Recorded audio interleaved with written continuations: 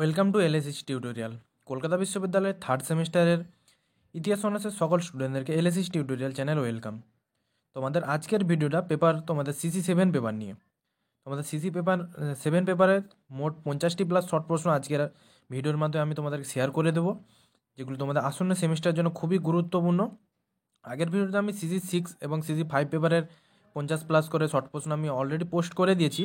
তাই তোমরা যারা যারা এখনও খাতায় নোট ডাউন করেনি, আমাদের প্লে লিস্টে গিয়ে ভিডিওগুলি দেখে খাতায় কিন্তু নোট ডাউন করে নিতে পারো। আশা করছি তোমরা যদি এই প্রশ্নগুলো করে যেতে পারো, তোমরা এখান থেকে 80 থেকে 90% কমন পেয়ে যাবে। আর বাদবাকি তোমাদের যে 3টে সালের প্রশ্ন আছে, সেই সালের প্রশ্নগুলো করে যাবে। আমি সালের ব্যতীত এখানে বেশ কিছু ইম্পর্টেন্ট শর্ট প্রশ্ন তোমাদেরকে দেবো। এই শর্ট প্রশ্নগুলো তোমরা খাতায় নোট ডাউন করবে, এবং সালের প্রশ্নের অ্যান্সারগুলো আমার পুরনো ভিডিওগুলোতে দেওয়া আছে, সেগুলোর অ্যান্সারগুলো তোমরা লিখে নিতে পারো। তো আর বেশি দেরি করছি না, সরাসরি মূল ভিডিওতে আসছি। দেখো, প্রথম যে প্রশ্নটি আমি তোমাদেরকে দিয়েছি, প্রথম প্রশ্নটি আছে আল-বিরুনি রচিত একটি গ্রন্থের নাম কি? অ্যান্সারটি হবে তোমাদের তহকক-ই-হিন্দ। ঠিক আছে, অনেক অনেক সময় আসে কিতাবুল হিন্দ গ্রন্থের রচয়িতাকে, অ্যান্সারটি কিন্তু আল-বিরুনিই হবে। ঠিক আছে, একই বইয়ের নাম, শুধু একটু ঘুরিয়ে ফিরিয়ে বলে।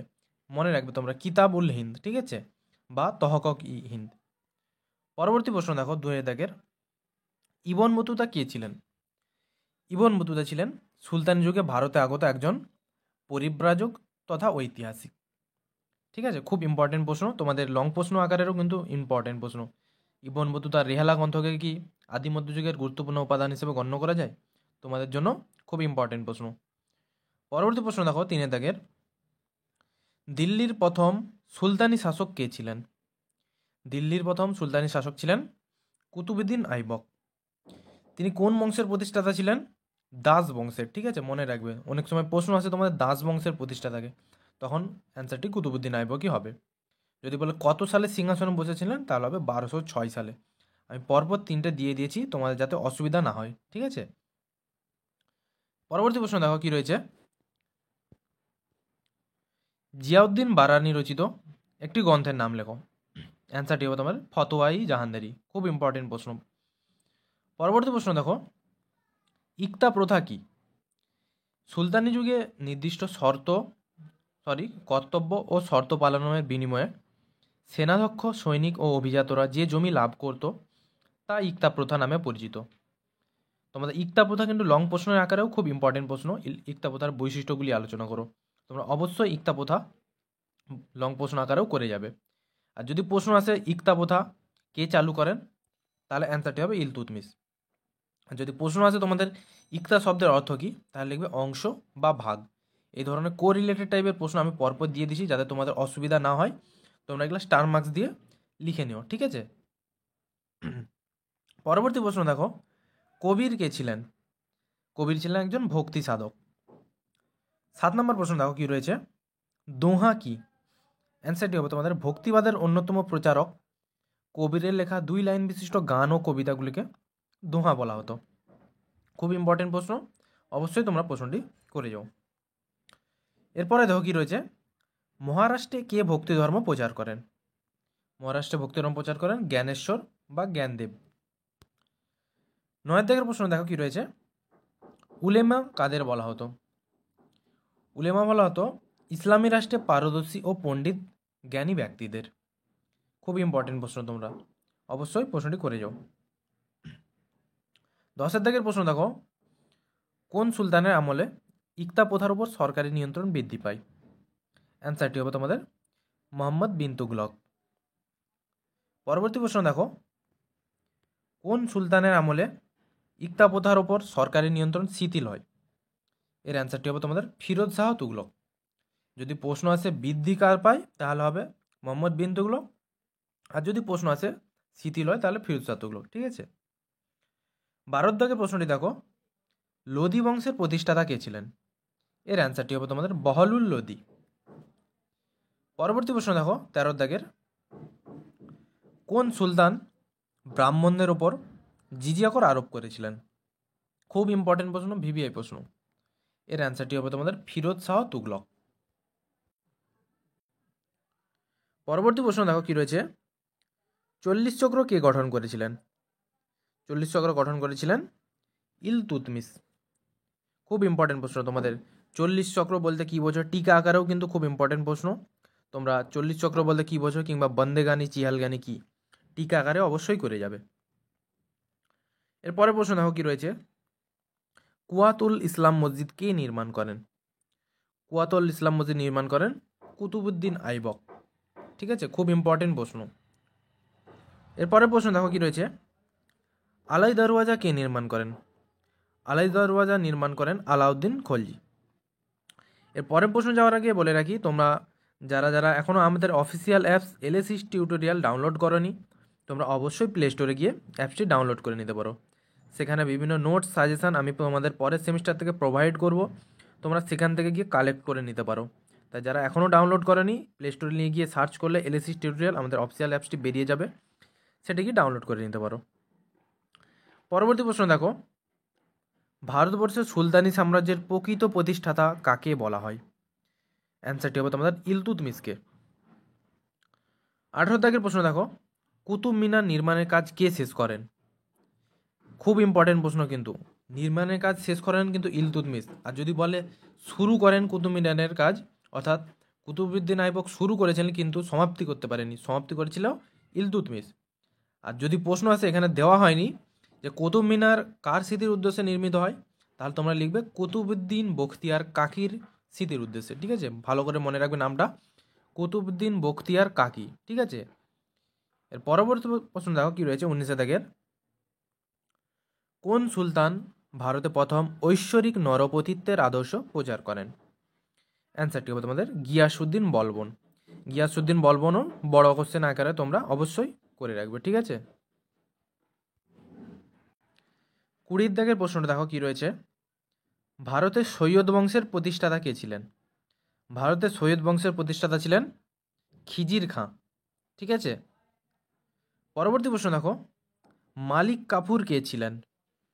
মালিক কাফুর ছিলেন আলাউদ্দিন খলজির বিখ্যাত সেনাপতি। খুব ইম্পর্টেন্ট প্রশ্ন, ভিভিআই প্রশ্ন একদম। পরবর্তী প্রশ্ন দেখো, হাজার দিনারি নামে কে পরিচিত ছিলেন? হাজার দিনারি নামে পরিচিত ছিলেন মালিক কাফুর।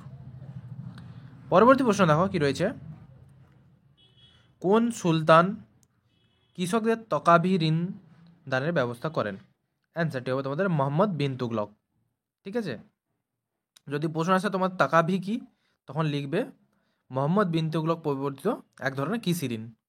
ঠিক আছে, তারপর প্রশ্ন দেখো, খিট্টা কি? সুলতানি শাসনকালে দুর্গ নগরীকে খিট্টা বলা হতো। আচ্ছা, তোমাদের পরবর্তী প্রশ্ন যাওয়ার আগে তোমাদের ইতিহাসের যার যার যে কিছু অসুবিধা হয়, তোমরা যদি কোনো ডাউট ক্লিয়ার করার থাকে, আমি তোমাদেরকে হোয়াটসঅ্যাপ নাম্বার দিয়ে দিচ্ছি ডেসক্রিপশান বক্সে, তোমরা আমাকে মেসেজ করতে পারো, আমি তোমাদের সে ডাউটগুলো ক্লিয়ার করে দেওয়ার চেষ্টা করব। ঠিক আছে, ডেসক্রিপশান বক্সে হোয়াটসঅ্যাপ নাম্বার দেওয়া রয়েছে, তোমরা সেখান থেকে আমার সাথে কন্ট্যাক্ট করতে পারো, তোমরা তোমাদের কোনো ডাউট থাকলে ক্লিয়ার করে নিতে পারো। পরবর্তী প্রশ্ন দেখো, কসবা কি? সুলতানি শাসনকালে অরক্ষিত ছোট শহরকে কসবা বলা হতো। এর পরের প্রশ্ন দেখো, বোহরা কাদের বলা হতো? সুলতানি শাসনকালে মুসলিম ব্যবসায়ীদের বোহরা বলা হতো। খুব ইম্পর্টেন্ট প্রশ্ন। এরপরে দেখো, ইলতুৎমিশ কবে দিল্লির সিংহাসনে বসেন? খুব ইম্পর্টেন্ট প্রশ্ন, ভিভিআই প্রশ্ন একদম।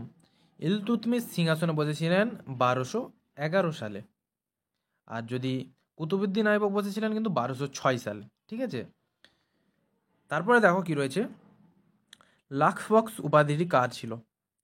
অ্যান্সারটি হবে তোমাদের লাক্সবক্স উপাধি ছিল কুতুবউদ্দিন আইবকের।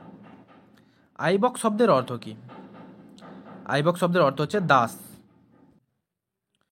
পরবর্তী প্রশ্ন দেখো 29 দাগের, দিল্লির শেষ হিন্দু শাসক কে ছিলেন? অ্যান্সারটি হবে তোমাদের পৃথ্বীরাজ চৌহান, তৃতীয় পৃথ্বীরাজ চৌহান। পরবর্তী প্রশ্ন দেখো 30 দাগের, সুলতান ই আজম উপাধিটি কার ছিল? খুব ইম্পর্টেন্ট প্রশ্ন, ভিভিআই প্রশ্ন। এর অ্যান্সারটি হবে তোমাদের ইলতুৎমিশ। এর পরবর্তী প্রশ্নটি দেখো 31 দাগের, ভারতবর্ষের সুলতানি যুগের শ্রেষ্ঠ সম্রাট কে ছিলেন? এর অ্যান্সারটি হবে তোমাদের আলাউদ্দিন খলজি। ঠিক আছে, যদি প্রশ্ন আসে তোমাদের আলাউদ্দিন খলজি কবে সিংহাসনে বসেন, এই অ্যান্সারটি একটু ভুল দেওয়া হয়ে গেছে টাইপিং মিস্টেক, অ্যান্সারটি হবে তোমাদের 1296 সালে। ঠিক আছে, 1296 সালে তিনি সিংহাসনে বসেছিলেন, টাইপিং মিস্টেকের জন্য ওটা 1206 হয়ে গেছে। পরবর্তী প্রশ্ন দেখো তোমাদের 32 দাগের, গিয়াসউদ্দিন বলবন কবে সিংহাসনে বসেন? গিয়াসউদ্দিন বলবন সিংহাসনে বসেছিলেন 1266 সালে। আর তার প্রকৃত নাম কি ছিল? তার প্রকৃত নাম ছিল উলুগ খাঁ। ঠিক আছে, গিয়াসউদ্দিন বলবনের প্রকৃত নাম উলুগ খাঁ। 33 দাগের প্রশ্ন দেখো, খলজি বংশের প্রতিষ্ঠাতা কে ছিলেন? খুব ইম্পর্টেন্ট প্রশ্ন, ভিভিআই প্রশ্ন একদম। খলজি বংশের প্রতিষ্ঠাতা ছিলেন জালালউদ্দিন ফিরোজ খলজি। ভিভিআই প্রশ্ন এটা কিন্তু। পরবর্তী প্রশ্ন দেখো, খলজি বংশের শ্রেষ্ঠ সুলতান কে ছিলেন? অর্থাৎ একাধারে তিনি সুলতানি যুগের শ্রেষ্ঠ শাসক, আবার খলজি বংশেরও শ্রেষ্ঠ শাসক, আলাউদ্দিন খলজি। তারপরে দেখো কি রয়েছে, ভারতবর্ষের রেশন ব্যবস্থার জনক কাকে বলা হয়? খুব ইম্পর্টেন্ট প্রশ্ন তোমাদের। আলাউদ্দিন খলজির বাজার দর নিয়ন্ত্রণ বা অর্থনৈতিক সংস্কার, তোমরা অবশ্যই লং প্রশ্ন আকারে করে রাখবে। এর অ্যান্সারটি হবে আলাউদ্দিন খলজি। তারপরে দেখো, হিন্দুস্তানের তোতা পাখি কাকে বলা হয়? খুব ইম্পর্টেন্ট প্রশ্ন, ভিভিআই প্রশ্ন। হিন্দুস্তানের তোতা পাখি বলা হয় আমির খসরুকে। তারপরে দেখো 37 দাগের, দাগ ও হুলিয়া প্রথা কে প্রবর্তন করেন? দাগ ও হুলিয়া প্রথা প্রবর্তন করেন আলাউদ্দিন খলজি। পরবর্তী প্রশ্ন দেখো, গাজী মালিক নামে কে পরিচিত ছিলেন? গাজী মালিক নামে পরিচিত ছিলেন গিয়াসউদ্দিন তুগলক। 39 দাগে দেখো, ইবন বতুতা কোন সুলতানের সময় ভারতবর্ষে আসেন? খুব ইম্পর্টেন্ট প্রশ্ন। ইবন বতুতা মোহাম্মদ বিন তুগলকের সময় ভারতবর্ষে এসেছিলেন। পরবর্তী প্রশ্ন দেখো, দেওয়ানি আমির কোহি নামে কৃষি বিভাগ কে চালু করেছিলেন? দেওয়ানি আমির কোহি নামক কৃষি বিভাগ চালু করেছিলেন মোহাম্মদ বিন তুগলক। ঠিক আছে, মোহাম্মদ বিন তুগলকের তোমরা লং প্রশ্ন আকারে করে রাখবে। তিনি দেবগিরিতে কেন রাজধানী স্থানান্তরিত করেছিলেন, বিভিন্ন সংস্কারগুলো তোমরা অবশ্যই করে রাখবে। ঠিক আছে, খুব ইম্পর্টেন্ট প্রশ্ন। পরবর্তী প্রশ্ন দেখো 41 দাগের, দিল্লির কোন সুলতান তামার মুদ্রা প্রচলন করেন? এটিও হবে তোমাদের মোহাম্মদ বিন তুগলক। তারপরে দেখো, মোহাম্মদ বিন তুগলক প্রবর্তিত তাম্র মিশ্রিত ধাতব মুদ্রার নাম কি? অর্থাৎ তিনি যে তামার মুদ্রাটা প্রচলন করছিলেন তার নাম কি ছিল? অ্যান্সারটি হবে তোমার দোকানি। ঠিক আছে, খুব ইম্পর্টেন্ট প্রশ্ন, মনে রাখবে তোমরা। তাম্র মিশ্রিত ধাতব মুদ্রার নাম দোকানি। তারপরে দেখো, তোমরা এই দুটি প্রশ্ন গুলিয়ে যাও, তার পরপর দিয়েছি। সুলতানি যুগের আকবর নামে কে পরিচিত ছিলেন? ভালো করে মনে রাখো, সুলতানি যুগের আকবর কিন্তু ফিরোজ শাহ তুগলক। আর যদি প্রশ্ন আসে সুলতানি যুগে কোন শাসক বাংলার আকবর নামে পরিচিত ছিলেন, তখন হবে আলাউদ্দিন হুসেন শাহ। বাংলার আকবর ও আলাউদ্দিন হুসেন শাহ। আর যদি শুধু প্রশ্ন আসে সুলতানি যুগের আকবর, তাহলে হবে ফিরোজ শাহ তুগলক। দুটা যেন গুলিয়ে না যাও। ঠিক আছে, 44 দেখো, কিতাবি রেহালা গ্রন্থের রচয়িতাকে? অ্যান্সারটি হবে তোমাদের ইবন বতুতা। ঠিক আছে, 45 দাগের প্রশ্ন দেখো, আদিনা মসজিদ কে নির্মাণ করেছিলেন? খুব ইম্পর্টেন্ট প্রশ্ন। আদিনা মসজিদ নির্মাণ করেন সিকান্দার শাহ। তারপর দেখো, তারিখ-ই ফিরোজ শাহী গ্রন্থের লেখক কে ছিলেন? অ্যান্সারটি হবে জিয়াউদ্দিন বারানি। ঠিক আছে, 47 দাগে দেখো, কৃষ্ণদেব রায় কে ছিলেন? কৃষ্ণদেব রায় ছিলেন বিজয়নগর সাম্রাজ্যের শ্রেষ্ঠ নরপতি। পরবর্তী প্রশ্ন দেখো 48 দাগের, সুলতানি যুগে গড়ে ওঠা একটি আঞ্চলিক শক্তির নাম লেখো। অ্যান্সারটি হবে তোমাদের বিজয়নগর সাম্রাজ্য। ঠিক আছে, কিংবা কেউ বাহমনি লিখলেও হবে।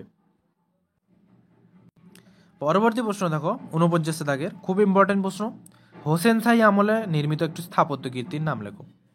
অ্যান্সারটি হবে ছোট সোনা মসজিদ। কিংবা তোমাদের অনেক সময় ঘুরিয়ে প্রশ্ন আছে, ছোট সোনা মসজিদ কোন আমলে নির্মিত হয়? অ্যান্সারটি হবে হুসেন শাহ। লাস্ট প্রশ্ন দেখো কি রয়েছে 50 দাগের, ইলিয়াস শাহী বংশের আমলে নির্মিত একটি স্থাপত্য কীর্তির নাম লেখো। এটার অ্যান্সার হবে তোমাদের আদিনা মসজিদ। ইলিয়াস শাহী আর হুসেন শাহী। ঠিক আছে, দুটো স্থাপত্য কীর্তি তোমরা মনে রাখবে। এই দুটোর মধ্যে একটা আসার চান্স খুব ইম্পর্টেন্ট। ঠিক আছে, তাহলে আমি তোমাদের মোট 50টি প্রশ্ন শেয়ার করলাম। এর সাথে তোমরা যেগুলো তোমার বিভিন্ন সালের প্রশ্ন আছে সেগুলো করে রাখবে, সেগুলোর সাথে প্লাস এই 50টি প্রশ্ন, এগুলো যদি করে যেতে পারো তোমরা, আশা করছি এখানে 80 থেকে 90% তোমরা অবশ্যই কমন পেয়ে যাবে। এক দুটি প্রশ্ন একটু আনকমন টাইপের থাকবে হয়তো, কিন্তু প্রত্যেকবারেই থাকে। সেক্ষেত্রে চিন্তার কোনো কারণ নেই, তোমরা এখান থেকে করলেই অবশ্যই আশা করছি 90% কমন পেয়ে যাবে। আর আমি তোমাদের last minute suggestion already post করে দিয়েছি, তাই যারা এখনও দেখোনি আমাদের প্লেলিস্টে গিয়ে চেক করে নিতে পারো। দেখা হচ্ছে তোমাদের পরবর্তী কোনো ভিডিওতে।